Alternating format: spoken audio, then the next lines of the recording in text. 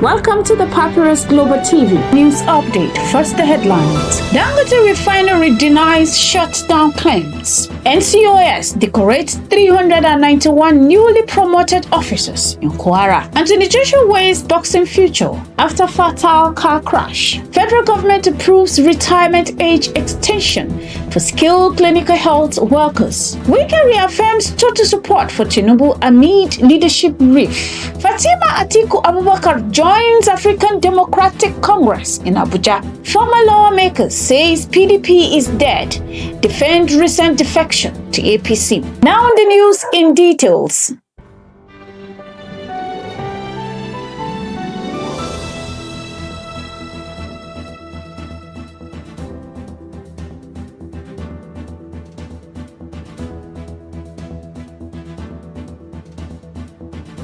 Dangote Petroleum Refinery has publicly dismissed circulating rumor that it is shutting down operations for maintenance, insisting that production remains stable and that the facility continues to supply between 40 million to 50 million liters of premium motor spirit (PMS) daily to Nigerian markets. The company described the shutdown report as false and misleading, urging stakeholders and public to rely on verified information. The Nigerian Corrections Service (NSOS) Kwara State Command has completed a major promotion and decoration exercise for 391 officers elevated to higher ranks officials, said in Ilorin on Tuesday. The ceremony was held at the command headquarters and was attended by senior officers' families and guests in the formal recognition of officers' advancement. The exercise underscores ongoing effort within the NCOS to reward performance, strengthen morale, and motivate personnel responsibility for custody and rehabilitation of inmates across the state. Decorated officers were urged to uphold professionalism, discipline, and commitment as they assume greater responsibility in the service. British-Nigerian boxer Anthony Joshua is reportedly considering retirement from professional boxing following a fatal car accident in Nigeria that claims the lives of two of his close associates, family members have said, as his sporting future remains in question. The former world heavyweight champion was involved in a collision on a Lagos-Ibadan expressway on December 29, 2025, in which his strength and conditioning coach, Sina Bami, and his trainer, Latif Lats Ayodele, were killed, and Joshua sustained non-life-threatening injuries. He was discharged from the hospital and has been recovering while mourning the loss of his long-time team members. According to Joshua's uncle, Adedamola Joshua, the 36-year-old boxer has privately informed family of his intentions to step away from the sport, citing the emotional toll of the tragedy and the ongoing strain his boxing career has placed on loved ones.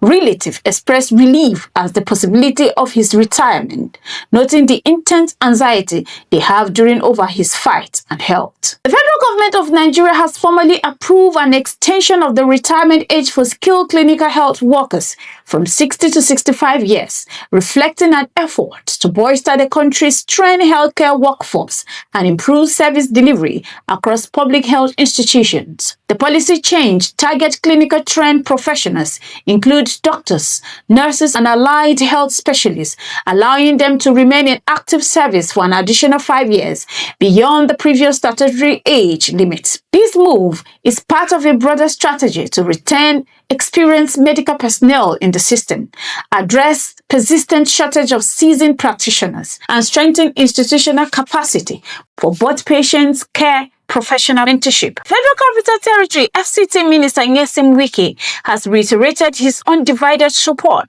for President Bola Ahmed Tinubu, even as the public disagreement with senior All Progressive Congress APC figures intensifies over Rivers State political dynamics. Wike made the declaration while continuing a tour of local government areas in Rivers State, stating that communities he visited include Akukutoru and Degema, are firmly aligned with the president's agenda and fully backing Tinubu's leadership ahead of 2027 general elections. The minister's remark came amid a notable feud with Ajibola Bashiru, the APC National Secretary. who had publicly challenged Wike and urged him to resign from his cabinet position to focus strictly on governance rather than political campaigning. Bashir criticized Wike's involvement in Rivers politics, asserting that as a non-member of the APC, he lacks the standing to intervene in party's affairs and that his action risks undermining party unity. Wike's declaration of support appears aimed at underscoring loyalty to Tinubu's administration while navigating rivalry within the ruling coalition. It also highlighted deepening tension in Rivers State, where Wike has openly criticized Governor Sim Fubara and positioned himself against perceived interference from national party officials. Despite the leadership tension, Wike is maintaining his outreach to grassroots constituencies and signaling his commitment to Tinubu's political project. The situation has exposed fault lines within the APC as internal debates over influence and control in key states grow more publicly, even as the party prepares for heightened electoral activities. Fatima Atiku Abubakar, the first daughter of former Vice President Atiku Abubakar and a former Commissioner for Health in Adamawa State, has formally joined the African Democratic Congress, ADC, signaling a potential shift in opposition political alignment ahead of Nigeria's 2027 general elections.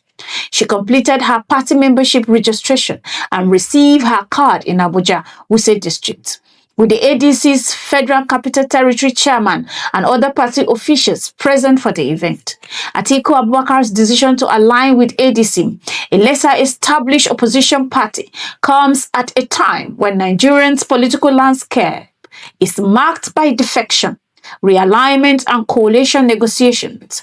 The development underscores not only her entry into active partisan engagement, but also a broader movement of prominent political figures exploring alternatives to Nigerian two main parties, APC and PDP. Her professional background as a medical practitioner turned public official, together with her political pedigree, position her as a noteworthy addition to the ADC as the party seeks to broaden its appeal among voters and strengthen its profile ahead of the next election cycle. Federal House of Representative member Dachum Bagos has insisted that his recent exit from the People's Democratic Party PDP and move to All Progressive Congress APC was principled and not an act of disloyalty, describing the PDP as effectively dead due to internal failures and leadership crisis. Bagos made the comment following his official defection earlier in January, during which he joined key political figures aligning with the ruling party's platform. Bagos, who represented Just East Federal Constituency in Plateau State, defended the shift as necessary to advance the interests of his constituency, suggesting that the PDP ongoing internal struggles have eroded its capacity to offer effective governance or a coherent political alternative. He urged that joining the APC offered a more viable avenue for addressing governance challenges and advancing policy priorities that resonate with local realities, rejecting characterization of the move as opportunistic or politically motivated. Bagos framed the defection in terms of ideological alignment and governance delivery, emphasizing issues such as local government autonomy and security initiative among reasons for endorsing the ruling party's direction. He highlighted the importance of governance that yields tangible outcomes for citizens, positioning his realignment within that context. The development comes amid broader wave of defection from the People's Democratic Party to other parties, reflecting internal fractures within Nigeria's main opposition party and ongoing realignment ahead of 2027 general elections. Bagos' remarks underscore the shifting political landscape and debate over party identity, effectiveness, and strategic direction. This has been the Papyrus Global TV.